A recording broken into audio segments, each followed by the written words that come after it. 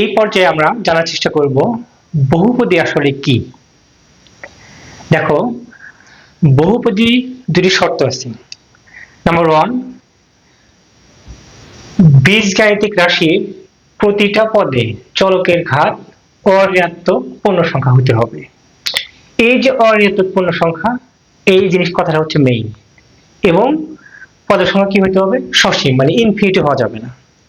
এখন অঋণাত্মক পূর্ণ সংখ্যা এটা বলতে আসলে কি বোঝাচ্ছে, এটা আমরা একটু আগে জানার চেষ্টা করি, তাহলে আমাদের এক্সাম্পল গুলো অনেক সুবিধা হবে আর কি বুঝতে। আমরা জানি পূর্ণ সংখ্যার ডেফিনেশনে শূন্য সহ সকল ধনাত্মক এবং ঋণাত্মক অখণ্ড সংখ্যাকে বলা হয় পূর্ণ সংখ্যা। অর্থাৎ অখণ্ড বলতে এখানে বোঝাচ্ছে যে খণ্ড মানে ভগ্নাংশ হওয়া যাবে না। যেমন ধরো 3 এর পর 4, 3 এর পরে কিন্তু 3.5 হওয়া যাবে না বা 3.2 হওয়া যাবে না। 3.5 মানে কি 7/2, এরকম কোনো ভগ্নাংশ বা ফ্র্যাকশন হওয়া যাবে না। এখন দেখো 0, 1, 2, 3 এভাবে চলতে থাকবে, -1, -2, -3 এভাবে এদিকে চলতে থাকবে। এই হলো পূর্ণ সংখ্যার ডেফিনেশন। আমাদের বলছে কি অঋণাত্মক পূর্ণ সংখ্যা। এখানে অনেক স্টুডেন্ট কোশ্চেন করে, স্যার অঋণাত্মক পূর্ণ সংখ্যা, এখানে তো ধনাত্মক পূর্ণ সংখ্যা পড়তে পারতো। দেখো, শূন্য কিন্তু পূর্ণ সংখ্যার অন্তর্ভুক্ত। অর্থাৎ আমি তোমাকে বোঝানোর চেষ্টা করতেছি যে শুধুমাত্র ঋণাত্মক ব্যতীত শূন্য সহ সকল ধনাত্মক সংখ্যা তুমি এখানে ব্যবহার করতে পারবা। আর যদি বলো ধনাত্মক পূর্ণ সংখ্যা, তাহলে কিন্তু তুমি শূন্য ব্যবহার করতে পারতা না, কিন্তু শূন্য আমাদের এই শর্তের মধ্যে প্রযোজ্য।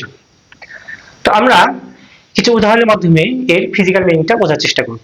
ধরো আমি একটা বীজগাণিতিক রাশি নিলাম, সেটা হচ্ছে ধরো 4x⁵ plus 3x⁴ plus 2x²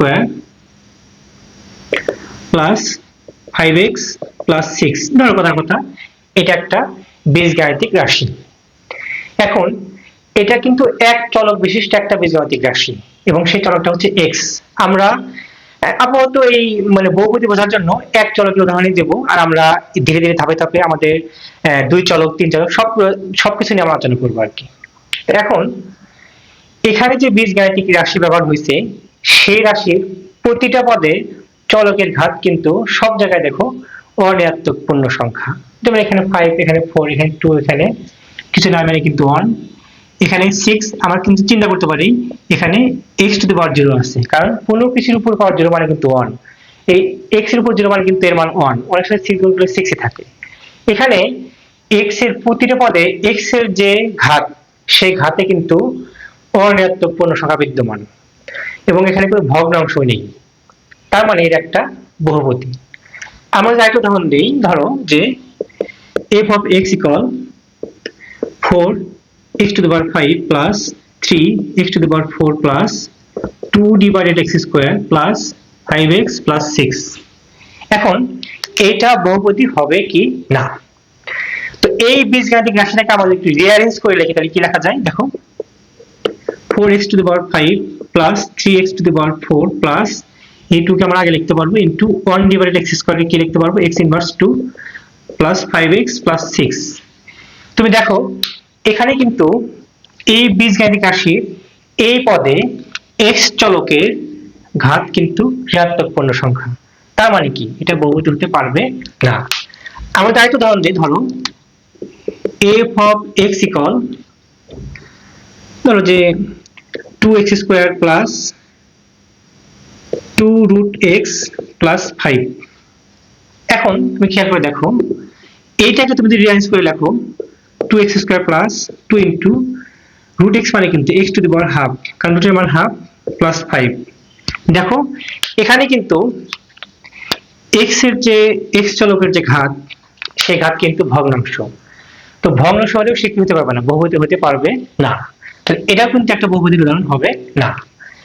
তো এই যে 3টা উদাহরণ আমরা দিচ্ছি, এই উদাহরণের মধ্যে এই উদাহরণটা আমাদের বহুপদী হওয়ার যে শর্ত, সেই শর্তগুলো মেনে চলছে। শুধু এটাই বহুপদী, এই দিনে কিন্তু বহুপদী হবে না। তো আমরা আরো কিছু বাস্তব উদাহরণের দ্বারা বহুপদী সম্পর্কে সুস্পষ্ট জ্ঞান অর্জন করার চেষ্টা করব। এখানে আমি আরো 4টা উদাহরণ লিখছি। তো এখানে প্রথম উদাহরণে যে বীজগাণিতিক রাশি আসে সেটা বহুপদী হবে কিনা দেখো, এখানে প্রতিটি পদে যে চলক ব্যবহার হয়েছে সেই চলকের ঘাতগুলো কিন্তু অঋণাত্মক পূর্ণ সংখ্যা। তার মানে কি, যেমন এখানে x এর ঘাত কিউব এটা একটা ধনাত্মক পূর্ণ সংখ্যা, এখানে x এর ঘাত 2 এটা একটা অঋণাত্মক পূর্ণ সংখ্যা, এটা এখানে 1 এটাও একটা পূর্ণ সংখ্যা, এখানে কিছু নামের কিন্তু x এর উপর কি আছে 0 এটাও কিন্তু একটা অঋণাত্মক পূর্ণ সংখ্যা। তো এখানে প্রতিটা পদে যে চলক ব্যবহার হয়েছে সেই চলকের ঘাত অঋণাত্মক পূর্ণ সংখ্যা। তার মানে কি, এটা একটা বহুপদী। দেখো এখানে যে বীজগণিত রাশিটা ব্যবহার হয়েছে সেটাকে আমরা যদি রিঅ্যারেঞ্জ করে লিখি 5x³ প্লাস এই 4টা আমি আগে লিখতে পারবো 1 ডিভাইড x স্কয়ার কি লেখা যাবে x inverse 2 plus 3x plus 2।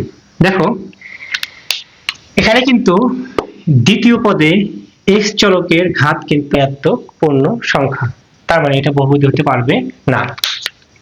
আবার যদি আমি এই ধরনের খেয়াল করি, এটা কিন্তু আমরা রিঅ্যারেঞ্জ করে লিখি, দেখো কি লেখা যাবে root x মানে কি x to the power half plus x to the power 5 plus 3। এখানে প্রথম পদে x চলকের যে ঘাত সেটা কিন্তু একটা ভগ্নাংশ, তো ভগ্নাংশ কিন্তু আমাদের পূর্ণ সংখ্যার অন্তর্ভুক্ত না, তার মানে কি এটা বহুপদী হতে পারবে না। এবার দেখো এখানে একটা লেখা আছে শুধু 5, এই 5 কিন্তু একটা ধ্রুবক।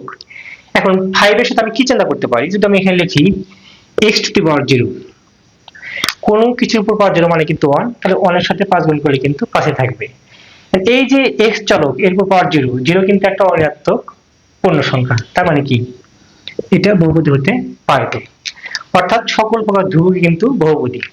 তো এই হলো বহুপদীর একটা স্বাভাবিক ব্যাখ্যা।